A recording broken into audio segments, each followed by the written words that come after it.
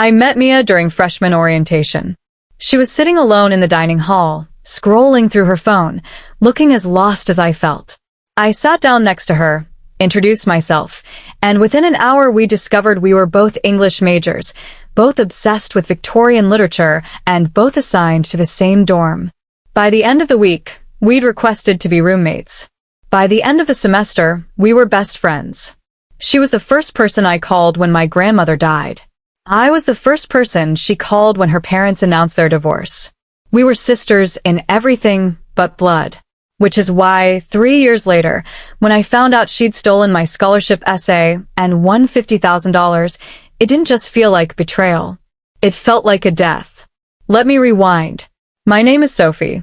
I'm a senior at Westbrook University, majoring in English with a concentration in creative writing. I've wanted to be a writer since I was 7 years old, when my grandmother gave me a leather-bound journal and told me to fill it with stories. I've been filling journals ever since. Mia and I were inseparable for 3 years. We took classes together, studied together, stayed up late talking about books and boys and our dreams for the future. She was brilliant, funny, insightful, a gifted writer in her own right. We pushed each other to be better, critiqued each other's work, celebrated each other's successes. When I got a story published in the literary magazine, she threw me a party. When she won a poetry contest, I framed the certificate. Then came senior year. The pressure was intense. Thesis deadlines, job applications, the looming uncertainty of life after graduation. And then there was the scholarship. The Thornton Memorial Scholarship was the biggest award in our department. $50,000, renewable for 2 years, plus a guaranteed internship at a prestigious publishing house. It was designed for a graduating senior with demonstrated talent and financial need. It was in every way my dream. I spent 2 months on that essay. I wrote draft after draft, refining every sentence, agonizing over every word. I wrote about my grandmother, about the journal she'd given me, about the stories I'd filled it with. I wrote about growing up in a family that couldn't afford books, about the public library that became my second home, about the teachers who nurtured my love of language. I poured my heart onto the page, and when I finally printed the final version, I knew it was the best thing I'd ever written. Mia read every draft. She was my sounding board, my editor, my cheerleader. She'd sit on my bed while I read aloud, offering suggestions, pointing out weak spots, celebrating breakthroughs. "This is it, Sophie," she'd say. "This is the one. You're going to win." I believed her. I believed in her. I believed in us. The deadline was March 15th. I submitted my essay on March 14th, a full day early, just to be safe. I remember the feeling of hitting submit, a mix of relief and anticipation, like I'd just sent a piece of myself out into the world. Then I waited. Weeks passed. Mia was supportive as always, asking for updates, reassuring me that the committee was probably just overwhelmed with applications. I tried to stay positive, but the anxiety was eating at me. Then, on a Tuesday afternoon in late April, Mia burst into our room, her face flushed with excitement. "Sophie, I got it. I got the scholarship." I stared at her, my mind not processing. What? The Thornton? I won. $52,000. Can you believe it? I felt the world tilt. You applied for the Thornton? She nodded, beaming. I didn't want to say anything because I didn't want to compete with you. But I figured why not? And I won. We both won. We both won. But I hadn't won. I hadn't heard anything. Mia, I didn't get it. I haven't heard from them at all. Her smile faltered, just slightly. Oh. Oh no, Sophie. That's awful. I'm so sorry. She hugged me, and I hugged her back, because that's what you do when your best friend succeeds even when you fail. I was happy for her. I was. But underneath the happiness was a cold, creeping dread that I couldn't name. Over the next few days, that dread solidified into something worse. I saw the announcement on the department website. Mia Chun wins prestigious Thornton scholarship. I saw the photos they posted. Mia holding a giant check, smiling with the dean, surrounded by professors. I congratulated her, attended the reception, smiled for the cameras. I was the supportive best friend. But something was bothering me. A detail I couldn't shake. In the announcement, they quoted from her essay. The words were familiar. Too familiar. I pulled up my own essay, the final draft I'd submitted. And there it was. The same phrase. The same structure. The same rhythm. The same story. She'd stolen my essay, changed the name, tweaked a few details, and submitted it as her own. I confronted her that night. She was in our room, scrolling through her phone, looking perfectly calm. Mia. We need to talk. She looked up, her expression open and friendly. What's up? Your essay. The one you won with. I read the quote in the announcement. It's from my essay. My grandmother. My story. Her face changed. Just for a second, a flicker of something I'd never seen before. Then it was gone, replaced by confusion. What? Sophie, that's crazy. I wrote that essay. It's about my grandmother. Your grandmother died when you were 2. You told me you barely remember her. My grandmother raised me. I wrote about her in every draft. The words in your quote are my words. I recognize them. Mia stood up, her voice rising. You're accusing me of stealing your essay? After everything we've been through? I'm your best friend. I know. That's why this is so hard. But I need to see your essay. The whole thing. I need to know. She stared at me for a long moment. Then she laughed, a brittle, hollow sound. You're jealous. That's what this is. You didn't win, and now you're trying to tear me down. I'm not trying to tear you down. I'm trying to understand. Understand what? That you're not as good as you think you are? That I'm the one who won. She grabbed her coat. I'm not doing this. I'm going to stay with a friend. When you're ready to apologize, let me know. She walked out. I sat on my bed, shaking, my mind racing. I'd lost my best friend. And I still didn't have proof, just a gut feeling and a few familiar phrases. But I had something else. Something Mia didn't know about. I'm a writer. I'm also a paranoid writer.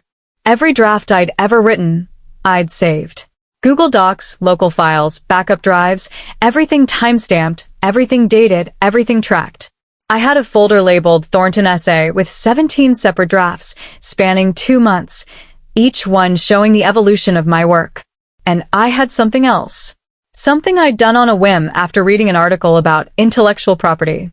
I'd register my final draft with the U.S. Copyright Office. It had cost me $35 and taken 15 minutes. I'd done it as a lark, a way to feel official, to make my work feel real. Now, it was my only weapon. The next morning, I contacted the university's Academic Integrity Office. I filed a formal complaint, attaching my timestamped drafts and my copyright registration. The response was immediate, a form letter acknowledging receipt and promising an investigation. Weeks passed. Mia moved out, taking her things, leaving only silence between us. The investigation continued. I heard nothing from the committee, nothing from Mia, nothing from anyone. Then, on a Friday afternoon, I got an email from the dean's office. The subject line, Thornton Scholarship, Urgent Meeting Request. I opened it with shaking hands. The meeting was scheduled for Monday at 10 a.m. I was to come alone. That weekend was the longest of my life. I barely ate, barely slept, just stared at the ceiling, running through every possible outcome in my head. By the time Monday arrived, I was a wreck. I walked into the dean's office at 9:55. Mia was already there, sitting in a chair across from the dean's desk, her face pale, her eyes red. She wouldn't look at me. Dean Morrison, a stern woman with kind eyes, gestured for me to sit. Thank you both for coming. We have some difficult matters to discuss. So, what do you think happened in that meeting? Did the evidence hold up? Did Mia confess? And what happens to the scholarship now? Let me know your theories in the comments. Part 2 is the confrontation, where the truth finally comes out. Subscribe. Dean Morrison closed her office door, sealing the 3 of us in a room that suddenly felt very small. She held a thick folder in her hands. My folder. The one I'd submitted with all my evidence. Mia sat rigid in her chair, her hands clasped in her lap, her eyes fixed on a spot on the wall. I sat across from her, my heart pounding, my mouth dry. The dean settled behind her desk and looked at both of us for a long moment. I've reviewed the materials, Ms. Webb submitted, she began. And I've also reviewed the essay, Ms. Chun submitted for the Thornton Scholarship. The similarities are extensive. Dean Morrison opened the folder and spread the documents across her desk.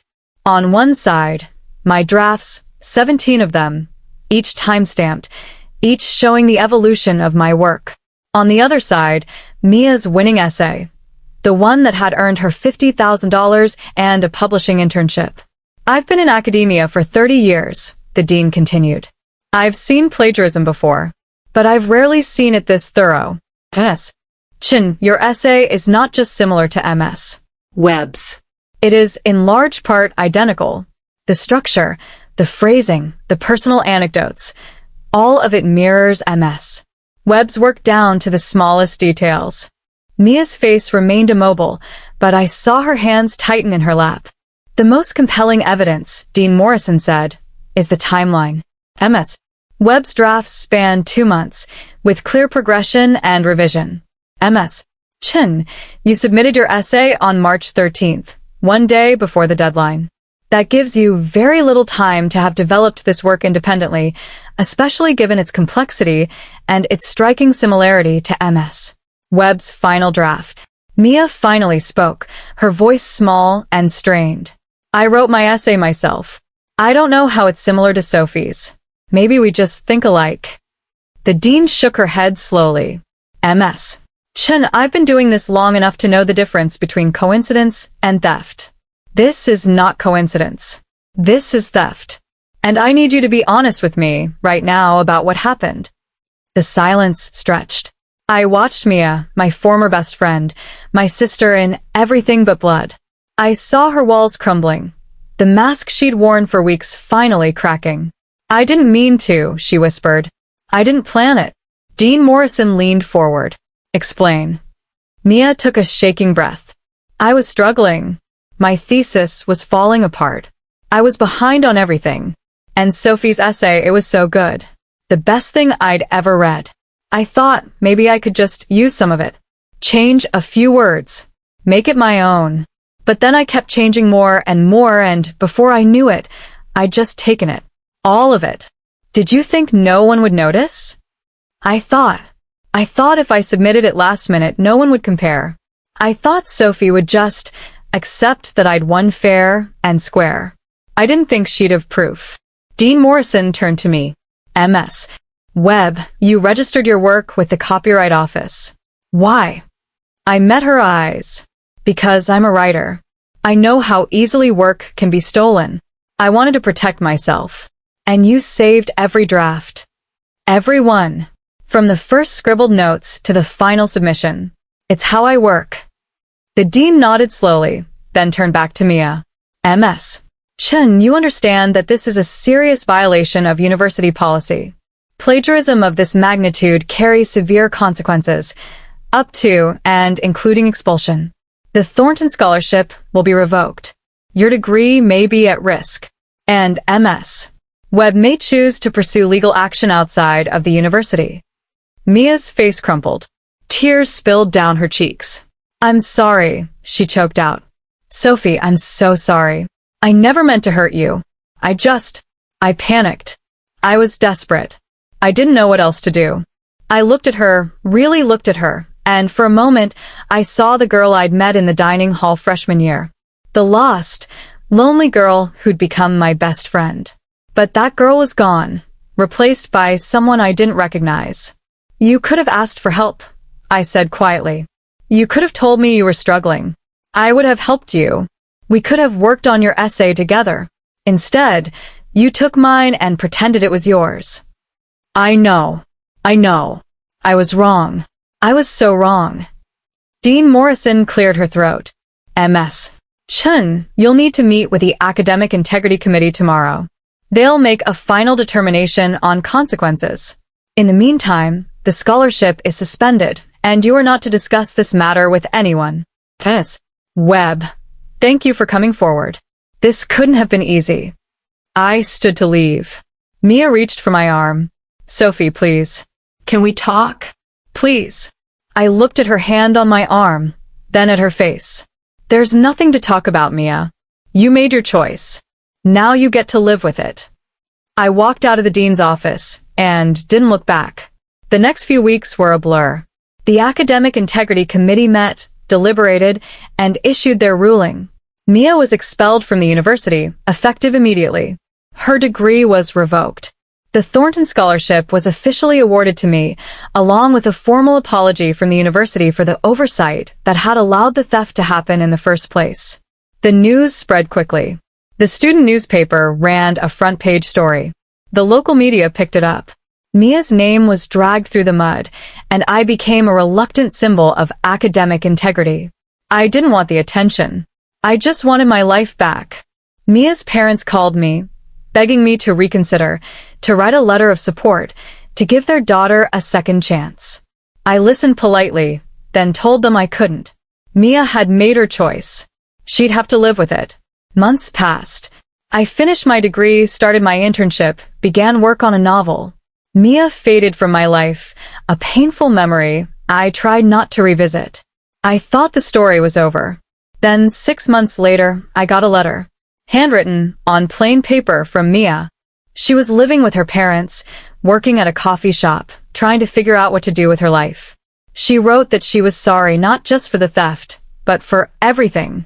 For the friendship she'd destroyed, the trust she'd broken, the person she'd become. I read it 3 times. Then I folded it carefully and placed it in a drawer. I never wrote back. So, what happens next? Does Mia ever find a way to rebuild her life?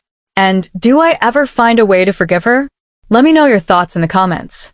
Part 3 is about the aftermath and the unexpected twist that changes everything. Subscribe.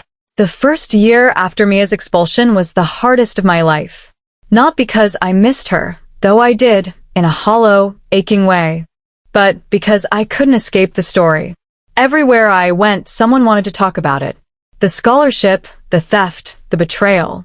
I became a cautionary tale and a hero simultaneously, which is a strange and uncomfortable place to inhabit. Strangers would approach me on campus, thanking me for standing up for academic integrity.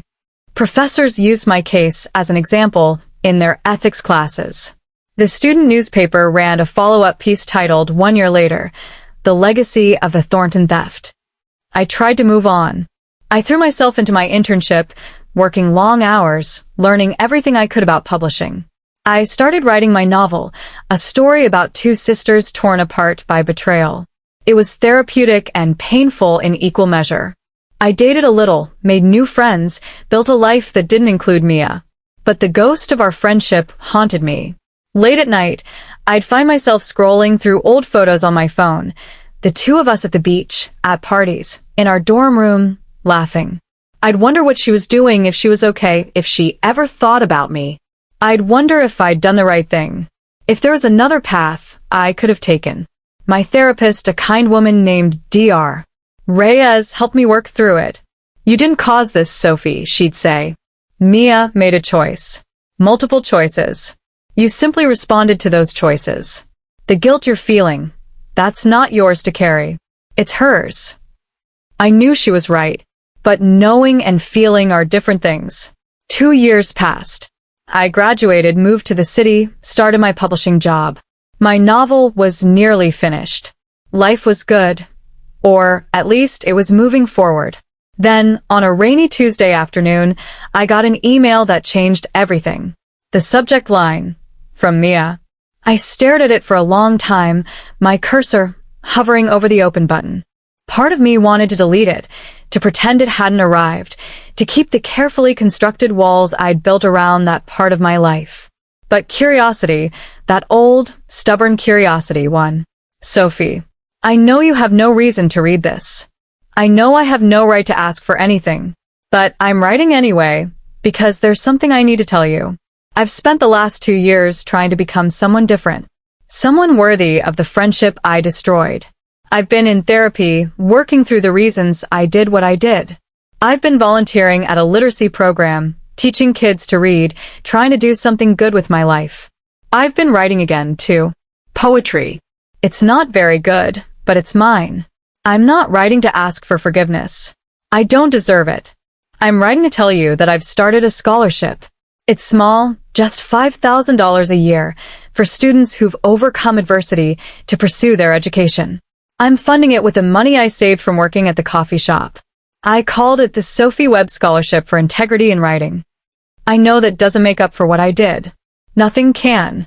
But I wanted you to know that your essay, the real one, the one you wrote, changed my life. Not because I stole it, but because it showed me what real writing looks like. What real integrity looks like. I've been trying to live up to that example ever since. I don't expect a response. I just wanted you to know. Mia. I read the email 3 times. Then I sat back in my chair and cried. Not from sadness, from something more complicated. Relief, maybe. Or the slow, painful release of anger I'd been carrying for years. I didn't respond that day. Or the next. But I thought about it. I thought about Mia, alone in her apartment, writing poetry, teaching kids, trying to rebuild. I thought about the scholarship, my name on something she created. A strange, beautiful gesture from someone who'd once taken everything from me. A week later, I wrote back. Mia. I read your email. I've read it many times. I don't know what to say, except thank you. Not for the scholarship, though that's incredibly generous. Thank you for being honest. For owning what you did. For trying to become someone different. I've spent the last 2 years trying to move on, to forget, to pretend that part of my life didn't happen. But I've realized that's not possible. You were my best friend for 3 years. You were my sister. That doesn't go away, even when everything else does. I'm not ready to forgive you. I don't know if I ever will be. But I'm glad you're okay. I'm glad you're writing. I'm glad you're trying. Sophie. I sent it before I could change my mind. Then I closed my laptop and went for a long walk, letting the city noise drown out the thoughts in my head. Mia and I exchanged emails sporadically after that. Never long, never deep, just updates. She got a job at a small press, editing poetry collections. My novel was accepted by a publisher. She got married. I got a promotion. Life moved on, in separate directions. Then, 3 years after that first email, I got an invitation. A small card, handwritten from Mia. She was having a reading, her first poetry reading, at a tiny bookstore across town. She'd included a note. No pressure. Just thought you might want to see. I held the invitation for a long time, thinking about everything that had passed between us. The friendship, the betrayal, the years of silence, the slow, tentative rebuilding. I decided to go. So, what happens at the reading? Do I finally forgive her? Does she see me in the audience? And what does it mean to truly move on? Let me know your thoughts in the comments. Part 4 is the reckoning. The moment when 2 former friends finally come face to face. Subscribe. The bookstore was small and intimate, the kind of place that smelled of old paper and fresh coffee. I arrived early, found a seat in the back, and watched the crowd filter in. Students, artists, elderly couples, a typical poetry reading audience. I scanned every face, looking for her, but she wasn't there yet. My heart hammered against my ribs. 6 years. 6 years since I'd seen her in person. 6 years since the dean's office, since the confrontation, since everything changed. I didn't know what I expected to feel. Anger? Sadness? Closure? I only knew I had to be here. The bookstore owner, a bearded man named David, introduced himself and asked if I wanted tea. I nodded, grateful for something to do with my hands. He brought me a steaming mug and smiled. First time at one of our readings? Yes.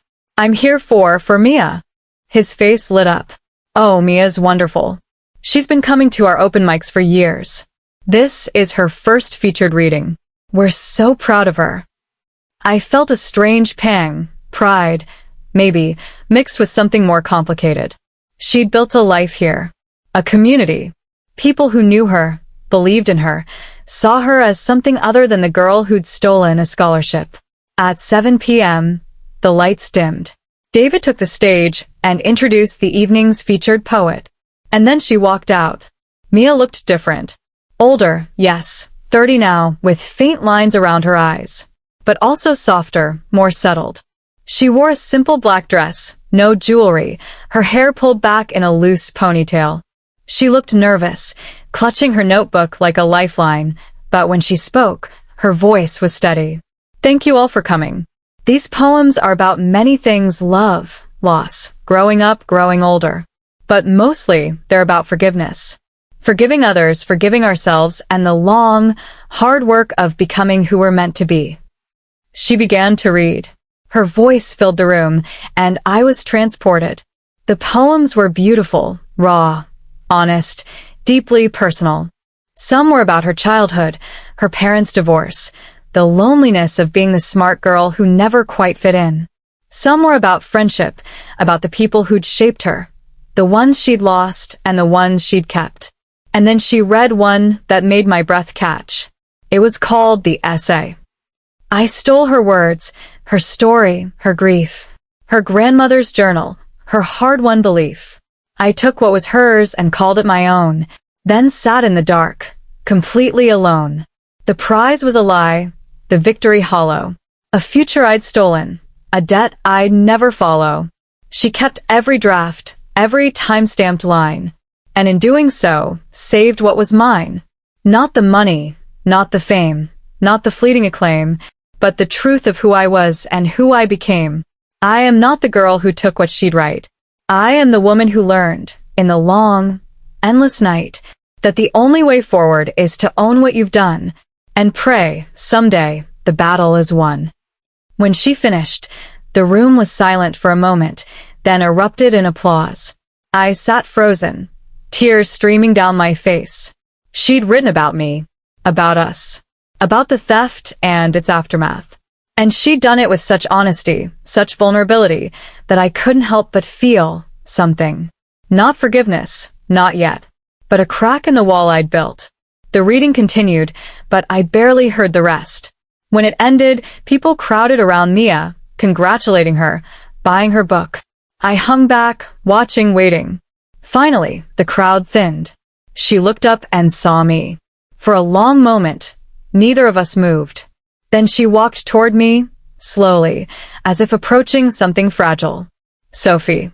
Her voice was barely a whisper. Mia. I didn't think you'd come. I almost didn't. We stood there, two women connected by a history of love and betrayal, separated by years of silence. I'm sorry, she said. I know I've said it before. I know it doesn't change anything. But I need you to know, I'm not the person I was. I've spent years trying to become someone different. Someone worthy of the friendship you gave me. I looked at her, really looked at her. And for the first time, I saw not the thief, not the betrayer, but the lost girl I'd met in the dining hall all those years ago. The girl who'd been my best friend. I know, I said. I've been watching. From a distance. I know about the scholarship you started. I know about the literacy program. I know you've been trying. She nodded, tears spilling down her cheeks. It doesn't make up for what I did. Nothing can. No. But it's something. We talked for hours after that, sitting in the back of the empty bookstore, drinking tea that had long gone cold. We talked about the past, the good parts and the bad. We talked about the present, our jobs, our lives, the people we'd become. We talked about the future, what we hoped for, what we feared, what we still wanted. When I finally left, it was past midnight. Mia walked me to the door. Sophie, she said as I stepped outside. I turned. Thank you. For coming. For seeing me. I nodded. Take care of yourself, Mia. You too. I walked into the night, the city lights blurring through my tears. It wasn't forgiveness. Not yet. But it was a beginning. The weeks that followed were strange. Mia and I exchanged emails, then texts, then occasional phone calls. We didn't try to rebuild our friendship. That would have been impossible, maybe even unhealthy. But we built something new. A tentative connection, based on honesty and mutual respect, and the shared knowledge of a painful past. Then 6 months after the reading, I got another email from her. This one was different. Sophie. I've been asked to give a talk at my old university. about academic integrity, about my experience, about the consequences of my choices. They want me to be honest, to share what I've learned, to help students understand the risks of plagiarism. I said yes. But I don't want to do it alone. I want you there. Not to speak, unless you want to, but to witness. To be part of the conversation. I know that's a lot to ask. I know I have no right to ask anything of you, but I'm asking anyway. Will you come? Mia. I stared at the email for a long time. Going back to that campus, to the place where everything had happened. It would be hard, painful, but maybe in some strange way, it would also be healing. So, what do? Do I go back and face the past with her? Or do I stay safely in the present, where the wounds have finally begun to scar? Let me know your thoughts in the comments. The final part is about closure, forgiveness, and the long, hard work of letting go. Subscribe. I stood at the entrance of Westbrook University's main lecture hall, my heart pounding, my palms sweating.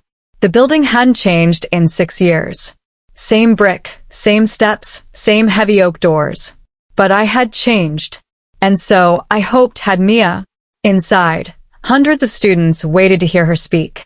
To hear about her mistake, her fall, her long road back. She'd asked me to be here, to witness, to be part of the conversation. I still wasn't sure why I'd agreed. But as I pushed open the door and walked inside, I knew one thing for certain. This was the end of a story that had started long ago, in a dorm room, between two girls who'd loved each other like sisters. The lecture hall was packed. Students filled every seat, spilled into the aisles, crowded against the back wall. I found a spot near the side, leaning against the wall, invisible in the shadows. On stage, a podium stood alone, a single microphone waiting. The dean, the same dean who'd presided over our meeting 6 years ago, stepped up to introduce the speaker. She spoke about academic integrity, about the importance of honesty, about the courage it takes to own your mistakes. Then she said, "Please welcome Mia Chen." Mia walked onto the stage. She looked calm, composed, but I could see the tremor in her hands as she adjusted the microphone. She took a deep breath, looked out at the sea of faces, and began. 6 years ago, I did something unforgivable. I stole my best friend's scholarship essay, submitted it as my own, and won $50,000. I thought I'd gotten away with it. I thought I was smart enough, careful enough, to never get caught. The room was silent, hanging on every word. I was wrong. My friend, her name is Sophie, had saved every draft she'd ever written.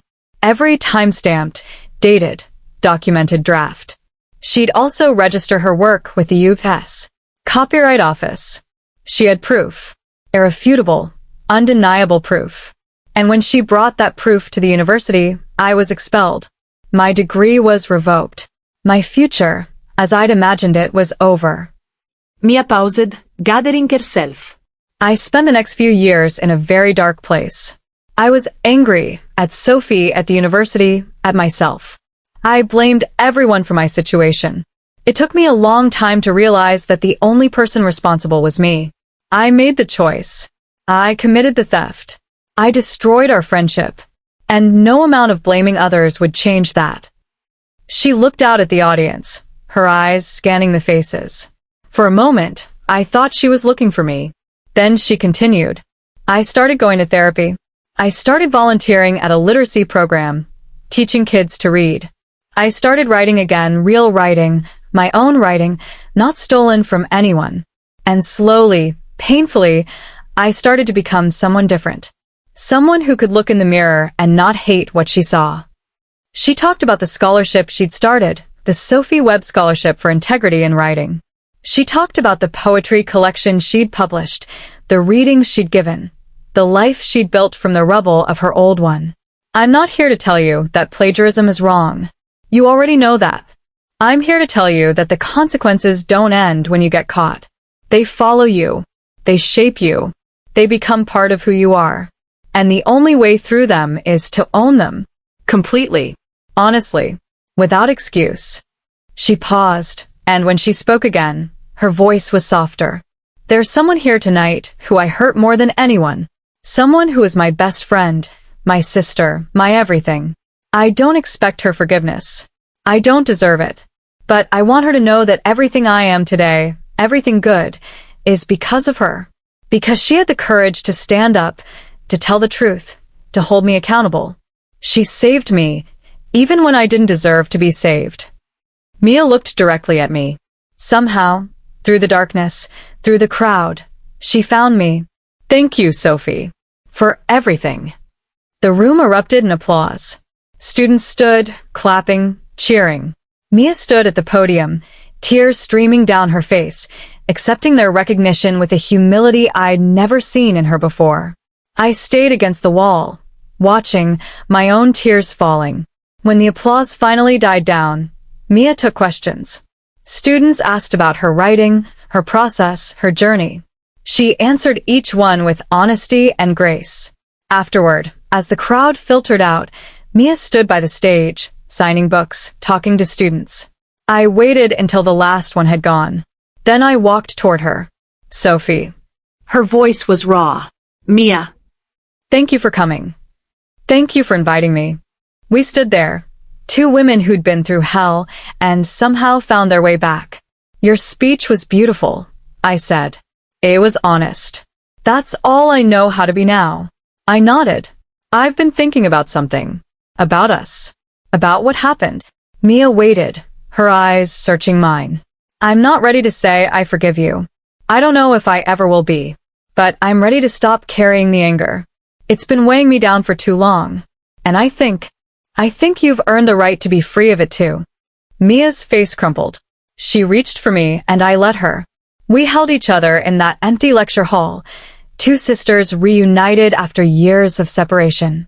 I'm sorry, she whispered. I'm so sorry. I know.